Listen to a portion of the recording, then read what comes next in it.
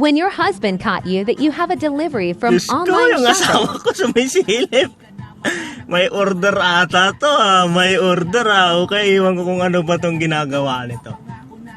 Mukhang may hinihintay Oh? May hinihintay ang asawa ko Oh? Ayos Saan kayo pupunta yun?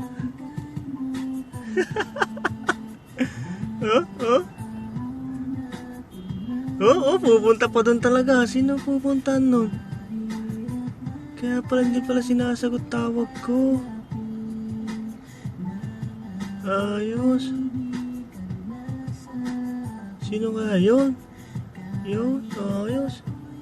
Ayos ang asawa ko. Tuwang-tuwa po.